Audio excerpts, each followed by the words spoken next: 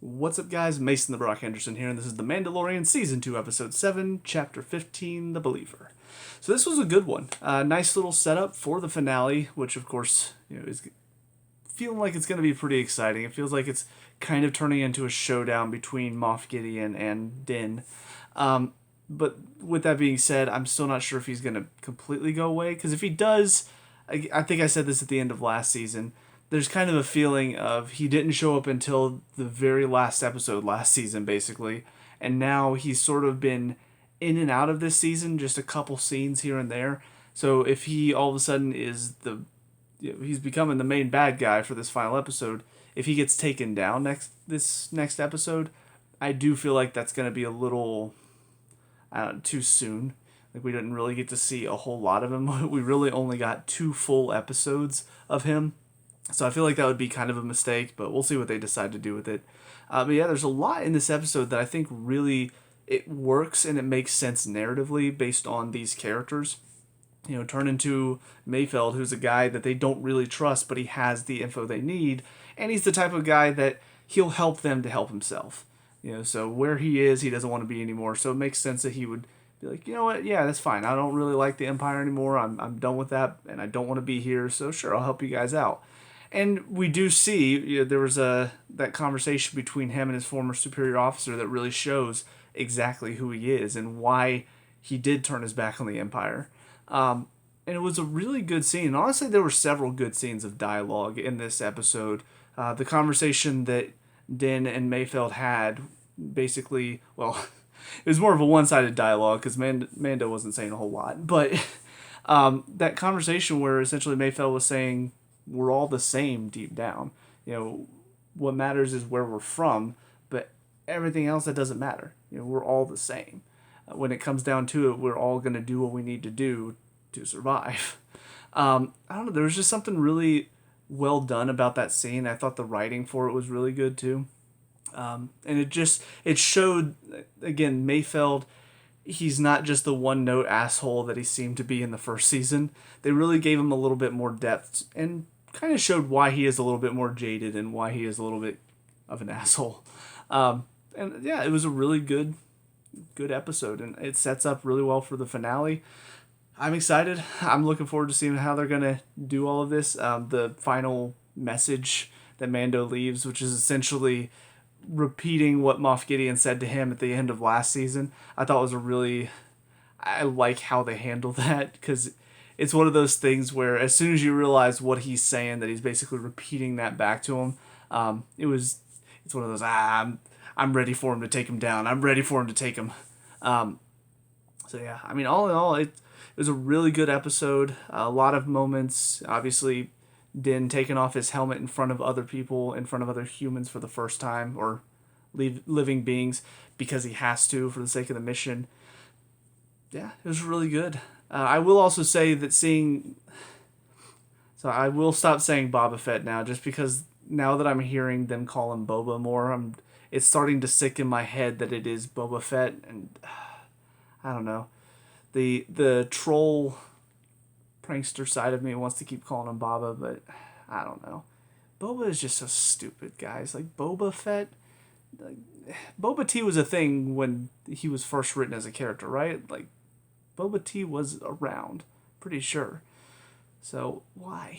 Anyways, but no, seeing him in action is a lot of fun. Like, I didn't talk about it last episode, but the fight with all the stormtroopers, a lot of those moments, it was really exciting, and seeing him put the armor on.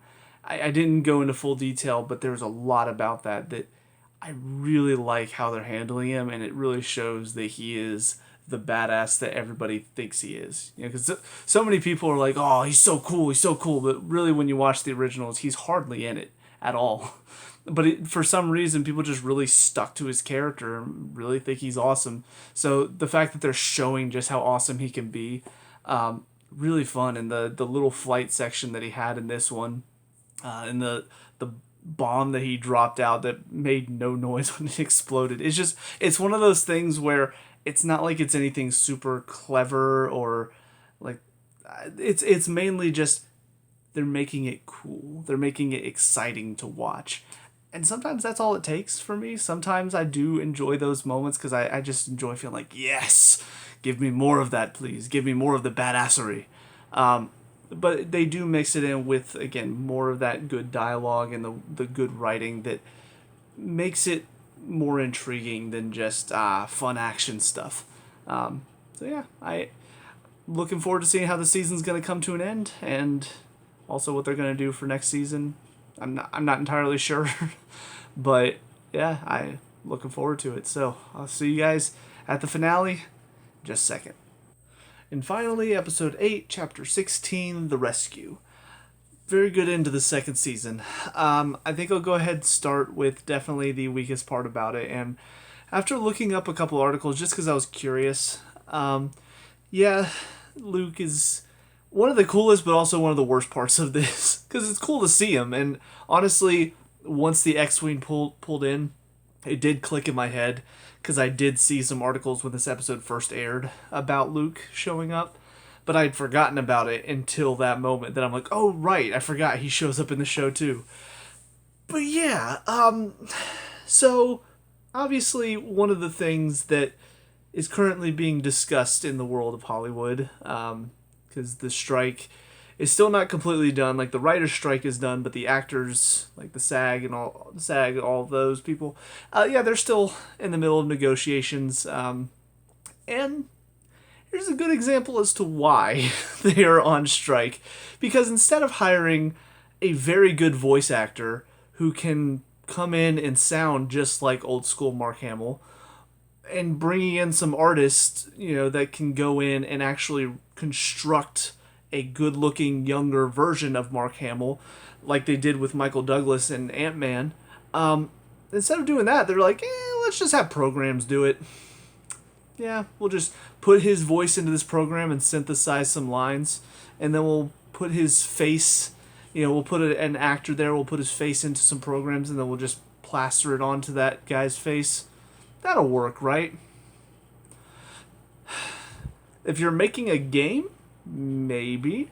And even then, if you're making a game, still, I mean, the voice acting thing is definitely the bigger issue for me. Because for the CGI face, like, they technically did hire some people to make a program that could do that. However, I don't understand. Like, there are examples of de-aging done well. We've seen de-aging done well because, and looking at some articles about how they did Michael Douglas for Ant-Man, it sounds like they went in and they meticulously crafted a younger face that looked very real, and they made sure to go in and make it look like a real face, and then they put that face on somebody. But they actually created it. They didn't just take his face from an older time and then throw it into a program and say, all right, here, make that face and then make it move on this guy's face. They didn't just they actually went in and took the time. And that's the problem, is that it feels like a lot of this CGI that they have now, a lot of especially the AI created stuff, it's just to make their jobs easier. Because they don't want to hire somebody who's actually going to do a good job, so they hire somebody cheap who can do an okay job, an acceptable job. Because, yeah, for AI, you don't have to pay a whole lot. You just pay somebody to make a program, and then boom, boom, boom, and they make it happen. Instead of somebody who's going to go in and make sure it looks good, not just happens. But the voice acting, for me, there's so many talented voice actors around the world that can not only do great voices, but can do great impressions. I mean, for example, take Red Skull. I mean, they could have easily, nowadays, they probably would have just, since they didn't want to bring Hugo Weaving back for whatever reason, or he wasn't willing to come back, they would have probably just thrown his voice into an AI program and then had Red Skull's voice sound similar to him. But it would have sounded like Luke's voice did, very robotic, not real, something very off about it. Instead of hiring a guy who does great impressions, what is his name? Oh, it's going to bug me. I took a picture with him at Dragon Con too, because he's awesome. He does great impressions. And so they brought him in to do an impression of Hugo Weaving as Red Skull, and he was great. And most people couldn't tell that they changed out the actor.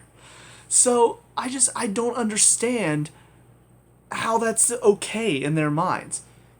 Because first of all, you're depriving somebody else of their voice acting possibilities, but also how disrespectful to Mark Hamill. I mean, maybe he gave the go-ahead for it, because I wasn't seeing anything about that, but you're essentially saying, hey, we're going to take your voice and we're going to use it without you actually doing anything. We're going to take stuff you already did in the past and we're going to do new stuff with. That just, to me, that feels wrong. You know, because where do you draw the line? Oh, well, when people say you can't. Okay, well, what if they can't say that you can't? What if they're not around? At what point, you know, like, what point do you stop? And that's where a lot of the stuff with the AI, you know, I'm not going to get into all of it right now, but that's where, for me, this is the type of stuff that I'm looking at it going, okay, you did it, and maybe you were allowed to do it, maybe you were given the okay to do it, you did it, and look at it. Granted, it's a couple years later, and I know they've made some strides, and it doesn't matter. There's still something artificial feeling about it. It doesn't feel real. And I don't know. Like, it's something that, as somebody who is in the arts industry, like, I would be pissed if I did a part several years ago, and then they're like, all right, we want a younger version of them, so we're going to take some of these lines and we're just going to throw them into a little programming thing, and then we're going to create new lines with his voice. I would hate that. I'd be pissed off. It's like, what? Either, you know, I can try to do that voice again, or hire somebody who can mimic that voice. Give somebody else the role. Don't create something using a program, because it's not what the arts are about. Arts are supposed to be about human beings entertaining and showing how, you know, creative they are. This is just, we're not creative to actually try to do something clever with this, so we're just gonna, you know, let computers handle it for us. And it's very frustrating. So, but that being said, narratively, Luke showing up, really cool. The fact that he's the one that heard Grogu's call makes sense, since he's probably one of the few that are still around. I don't know if they're going to acknowledge Cal Kestis at this point, but I would think I don't know. Actually, last time we left him off in Survivor, it was still like pre-Empire Fall. So we'll see. We'll see where Cal is at the end of all of the original stuff. Maybe Cameron Monaghan will get a chance to reprise that role in a live action thing, since, I mean, technically they made it look just like him. But anyways. No, but yeah, Luke showing up is really cool. Seeing R2 there is really cool. It's one of those things where, story-wise, it's really awesome, and it's a great feeling. You're like, oh, Luke's there, and he's taking all those guys on, and all the Dark Troopers or whatever. I mean, it's an awesome scene, and then he takes the hood off, and you're just like, no, and then you hear him talk, and it's just even more no. So it's sad, because it should have been a great scene, and instead it's mired by this whole just nasty feeling thing. So, but the rest of the episode, it was good. It was fun. The whole, I guess, assault on there, it was a little funny, because they set it up in this feeling of like, oh, hey, we're coming in, you know, we're in danger, and then almost instantly drop the facade. It's like, I guess they needed the facade to at least get there in the first place. But it was still kind of just so sudden, where they're just like, hey, we need help, crash in, just kidding. It's like that one, the meme of the old guy. It's like, somebody call an ambulance, but not for me. It's kind of something kind of funny about it to me, just in that context. But seeing all of the two Mandalorians and Fennec and Cara all work together and take out all these troopers was a really good time. Seeing Din make his way through the ship and then take on the one Dark Trooper, just to show how powerful these things are, before he sends them out into space before they come back. It's a great setup for whenever Luke just starts mowing through them. because that's when you just know, you're like, okay, so this guy's the real deal. This has got to be Luke, right? Like even Ahsoka, I think, would have a little bit of trouble with this amount, but the fact that whoever this is, is just taking him out, no problem, no sweat. It's got to be Luke. He's the only one at this point in the story that would be capable of doing this. So yeah, it was a great just setup for that scene. And I mean, Moff Gideon again, just showing what a great villain he is. At the end of it, I'm pretty sure he's just captured. I think. I'm trying to remember, because there was so much going on that I know he like stole a gun, shot at Bo-Katan, and then like kind of knocked her down before he tried to kill the kid, and then Din like blocked it. I think they just knocked him out.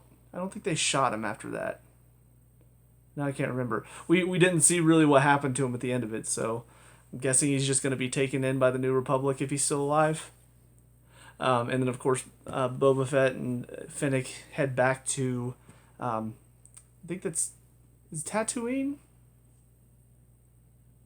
I think it's Tatooine where Jabba the Hutt was set up. Pretty sure. So he goes in there and takes it back from the one guy with the weird tentacle around his chin. I don't know what that means. I know it's setting up for the Book of Boba Fett, so we'll see what the plan is with him. It's kind of interesting just because when we last left him, he was working for Vader, and then he was working for Jabba the Hutt, and then he got eaten by the Sarlacc. So that's the last time we saw him. So it is kind of funny that after he gets out, however he got out, first thing, we don't really know what he did, actually.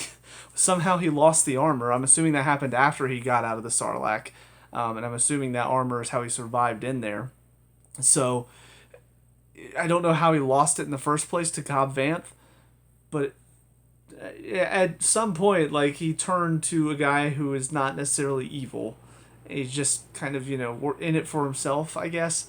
So, I do hope to get some more answers about him, because there's so many questions and mysteries surrounding him at the moment. It was fun to see him in the show, and it does get me excited to see him in action in the Book of Boba Fett. But yeah, there are a lot of questions that I'm just sitting here going, why is he doing this? Why did he go in there and do that? Why is he sitting there like he owns the place? Why does he own this? Like, what's happening? Maybe that's something we'll get some answers. Like maybe maybe he did take over after, obviously Jabba died, and maybe he got out and he's the one that took over that place. I don't know. But I think that's about it for this episode, though. So yeah, looking forward to season 3. I don't really know what they're planning to do next. I assume we'll probably focus a bit on Grogu being trained by Luke. For Din, I don't know what his plan is. Maybe it'll have something to do with the New Republic, and maybe Moff Gideon will play in somehow. Gideon, he might escape. He does seem to be a very intelligent guy to the point where he seems to plan 5 steps ahead of everybody else. So maybe he has some backup plan where he can use to escape from the New Republic, and maybe Din will be just trying to track him down, or I don't know, maybe fending off some other attack that he has planned. I do know that Cara Dune, pretty sure, does not return for season 3 for because the actress said some stuff that people got mad at. So Disney, being the company that it is, decided, oh, people don't like her, well, we're going to get rid of her, but we'll keep these other people. Oh, wait, no, that's Warner Brothers, my bad. But anyways, yeah, I'm definitely looking forward to seeing what they're going to do next. But before we get to that, I do have some other Star Wars stuff to look at, because I am going when they were released. So I think based on my list, I saw it was Mandalorian season 1 and 2, and I think the Bad Batch is next, and then the Book of Boba Fett. And I think I'm actually going to look this up really quick, because I have that page saved somewhere.